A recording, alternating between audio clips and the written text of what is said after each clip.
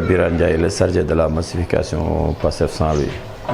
tey dañoo ñëwoon fii avec Sayer le coordonnateur de la cellule Pastef Camp des Gardes Léona Auclair. donc ñu ñëwoon fii si seen benn activité fabrication de savon ak eau de javel.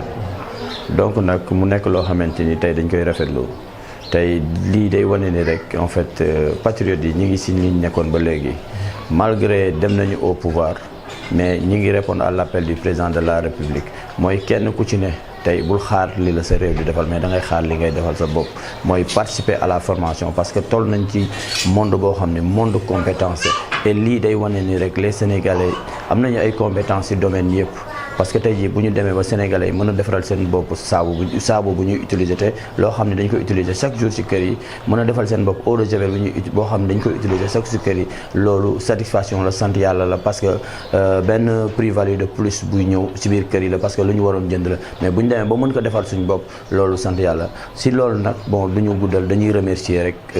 patriotes yi ñu fekk di wax rek dans le cadre du parti di wax cellules yi ñu ngi ootewaat cellule Pastef yi comme ñi ñu def ñu ngi leen di woo ci lii parce que tey jii nii parti bi lii la soxla parce que lii activité de massification la activité de formation la itam parce que tey jii nii am na échéance yu ñu jëm yoo xamante ni dafa am njëriñ mooy élection locale yi ak élection législative et loolu noonu électorat moo koy gagné et électorat bi tey jii nii si yii rek nga leen mën a téye maanaam kenn du si ndax morom parce que gagnant gagnant la parce que tey jii képp ku ñëw fi nii déplacé wu tey si cellule Sayer bi nii malgré politique moo la indi mais amaal nga si benn plus mooy formé nañ la si nit ñi defaree saabu formé nañ la si nit ñi defaree eau de javel donc ñi ngi ñaaxaat cellule yëpp di wax ni Pastef les patriotes ñi ngi woon ci lancé bi ñu nekkoon ñi ngi ci lancé itam le président Bassirou Diomaye Faye li mu ne ñi ngi ci lancé itam le premier ministre mu nekk donc ñi ngi jaajëfalaat cellule bi di jaajëfalaat coordonnateur bi Sayer di wax ne rek délégué de cellule yëpp war nañu roy si def comme ni Sayer parce que tey jii nii dafa dajale cellule am dajale ay femmes am ñu def loo xamante ni lii amal na njëriñ seen got et loolu rek lañuy si loolu rek la ñuy xaar patriote yi parce que loolu mooy convaincre électeurs yi loolu mooy wane itam parti bi fi mu nekkoon ba coordonnateur cellule Pastef Camp des Gardes Diaminaar voilà donc tey dañu ñëwoon fii nii organiser benn formation donc formation en fabrication de savon et d'eau de javel lii sabab bi du lenn lu dul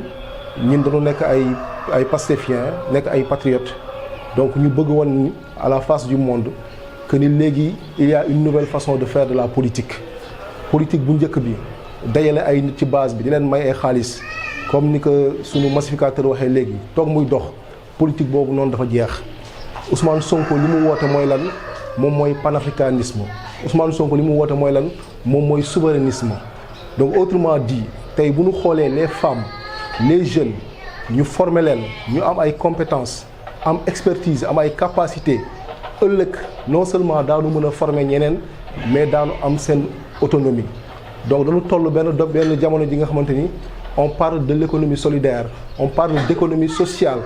tey nit ki boo ko en tout cas chaque jour ma lay may jën nga jàngal ma ni ngay nappee moom moo ko gën donc loolu mooy idée bi ñu tey dajale les femmes de Saint-Louis mais en particulier les femmes qui sont dans la cellule de Camp des Gardes et de Diaminaar ñu leen di former en fabrication de savon comme ni nga ko waxee léegi à partir de ce moment là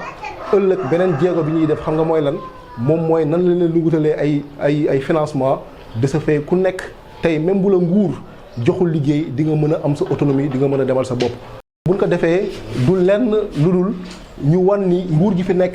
que ñun jeunesse lañu jeunesse bu am matière grise jeunesse bu compétente lañu te jeunesse la bi nga xamante ni du ñu taxaw garder les mains croisées dañuy accompagner le gouvernement pour que mu mën a réussir mission boobu noonu bu njëkk da ngay taxaw di xaar lan la autorités yi war a defal ñun nag en tant que patriote du Sénégal en tant que patriote de Saint-Louis en tout cas la cellule de Pastef Diaminaar Camp des Gardes ñun gisee wuñu mbir yi noonu te gëm naa ni patriote Sénégal yëpp effectivement ñoo bokk même point de vue dañuy accompagner les actions du gouvernement tey formation en fabrication de savon la d'eau de javel yàggul dara def nañ fi ay journée de set setal ay journée de reboisement mais fii ak quelque temps femmes yi nga xam te ni tey ñoom la ñu formé ñoom ñooy jëlaat yeneen jigéen formé waat leen fii ak quelque temps hivernage yi mi ngi ñëw est-ce que ñun dañu war a taxaw di xoole déedéet waruñu taxaw di xoole dañu war a jàppale le gouvernement pour que dëkk bi mu bañ a am benn ndox d'autant plus encore que commencé yombul ñi fi jugee ban fi jugee yàggul te boo xoolee dans certaines municipalités ñoom ñoo fi nekk c'est sûr et certain que dañuy taxaw di xool di xaar en tout cas la défaite de ce nouveau régime, de ce nouveau gouvernement. Donc ñun patriotes de Saint-Louis, ñun patriotes de Diaminars, de Camp des Gardes, ñun effectivement daanu donné wu corps et âme pour que ñuy former les jeunes, pour que ñuy participer à la citoyenneté, pour que ñuy participer au développement, mais surtout comme ni ñu ko waxee léegi hivernage yii di ñëw ñu fexe en sorte que Ndar du am benn ndox. De ce fait nit ñi duñu am lu ñuy réewee ñun noonu rek nañu mën a jàppale le président Bassirou Diomaye Faye noonu rek nañu mën a jàppale le président Ousmane Sonko parce que ñoom dañu sacrifier seen life pour le Sénégal dañu sacrifier seen dund pour Sénégal bi mu méttee bali di tàkk lacrymogène yi di tàkk ñoom ñoo joxe seen bopp ñoom ñoo dem prison bien entendu ak yeneen patriotes mais tey li leen gën a mën a jàppalee effectivement mooy ñu ànd ak ñoom mooy ñu poser ay actions ñu développer ce qu'on appelle la participation active la citoyenneté active buñ ko defee gëm naa ni fii quelque temps ay sous-développement moom day jeex Sénégal te réewu Afrique yëpp réewu àdduna bi yëpp effectivement daanu roy ci Sénégal te ñun loolu rek mooy suñu mbëbët loolu mooy suñu bëgg-bëgg. Dina Fall di secrétaire général Pastef cellule Camp des Gardes Diaminars. Voilà, je pense que lu ma ci sànni du bare sama ñaari naataango yi je pense que wax nañu lépp comme ni ma ko waxee woon rek le lendemain des élections gagné nañu élections yi lu fi des mooy gunge le projet parce que waxoon naa ko Sonko wala le président Bassirou wala Pastef de manière générale dañ fi teg un projet donc lu fi des mooy ñu accompagner leen ci projet boobu te je pense que cellule Camp des Gardes Diaminars ci loolu la ñu nekk actuellement nii mooy lan comment on peut faire pour que sunu ay jigéen ñi nga xam ni macha allah de passage maa ngi leen di remercier depuis 15 heures ñu ngi fi taxaw nan la ñu mën a def ba ñu mën a demal seen bopp te duñu xaar ay poste duñu xaar ay dem di yóbbu ay CV moo tax ñu xalaatoon une idée le coordonnateur ak ñëpp ñu ni nanu teg benn formation ci savonnerie ak eau de javel si noonu wut des formatrices ñoom itam ñu ngi leen di remercier de passage jóge fu sore vraiment ñëw taxaw jigéen ñi donc je pense que lii benn pas la rek luy ñëw moo nar a gën a metti foofu donc moo tax ma ni du ma guddal si loolu encore une fois maa ngi remercier ñëpp maa ngi gërëm ñëpp merci beaucoup. Fama Anne présidente commission féminine bu Diaminars Camp des Gardes waaw ñun ñoo ñëwoon fii di def ci formation saabu bi pour ñu jàngal ñu nu ñuy defaree saabu nu ñuy defaree eau de javel léegi buñ ko mënee buñ ko jàngee ba pare après ñu mën ko jàngal tamit ñeneen ñi nga xam ne tamit yeneen jigéen yi nekk ci commission bi ñu jàngal leen ni ñuy defaree saabu ni ñuy defaree eau de javel parce que avantage la ci ñun njëriñ la ci ñun ndax saabu dañ koy jënd chaque jour eau de javel dañ koy jënd chaque jour kon buñ ko mënee ba di ko def kon daf ñuy jëriñ ñun ñii ba pare mun nañ ko tamit dem ba jëmmi jamono ñu defar ko aussi tamit di ko jaay nawet bi aussi tamit mu ngi ñëw nawet bu ñu defaree eau de javel ñëpp nañuy soxla eau de javel aussi tamit ñun daal formation bi ñu gis nañu ci njëriñ lool sax moom macha allah te bëgg nañu aussi tamit ñu jàngal ke ñeneen ñi nga xamante ni ñu ngi ci commission parce que dañu tànn quelques personnes nii rek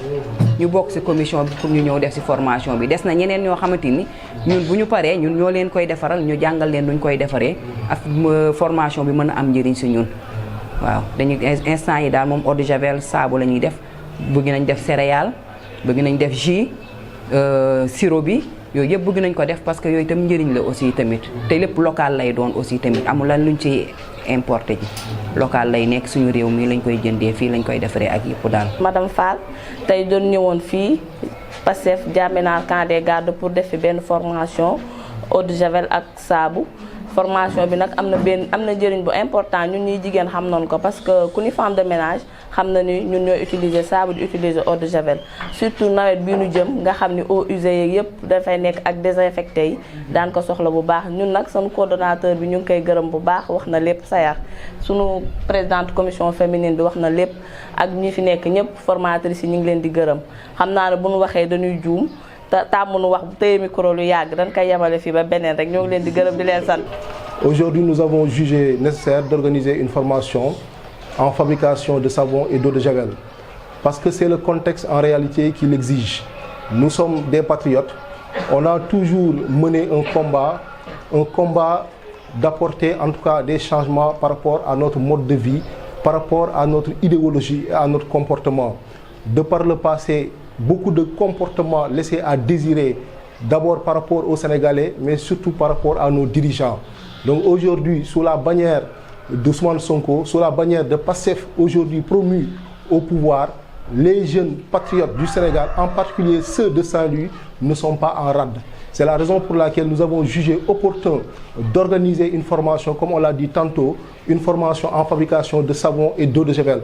pour mieux participer à l'autonomisation des femmes, pour mieux contribuer à l'économie solidaire. De par le passé, on avait vu une classe de politiciens qui venaient débourser des sommes faramineuses, des sommes colossales d'argent, d'accord? Et aujourd'hui, on veut combattre le gaspillage, on veut combattre cette mauvaise politique qui a fait que, essentiellement, le 24 passé, les gens ont déboulonné l'ancien président qui était là, qui ne menait pas le bateau à bon port. Aujourd'hui, il y a une nouvelle équipe gouvernementale. Nous ne comptons pas rester les bras ballants. Nous ne comptons pas rester les bras croisés. Nous allons accompagner le président Ousmane Sonko afin que cette mission-là soit réussie. Nous allons accompagner le président Bassirou Diomaye Faye pour que cette mission-là soit réussie. Donc, pour pouvoir aider nos dirigeants, on ne va pas rester là à les attendre. Nous allons nous activer, nous allons aider la base, parce qu'en réalité, il y a de l'expertise, les compétences sont là, la matière est là. À partir du moment où on aide aujourd'hui les femmes à avoir des compétences, demain en retour, elles-mêmes, elles vont former d'autres femmes. Elles vont contribuer au développement de ce pays-là. C'est d'ailleurs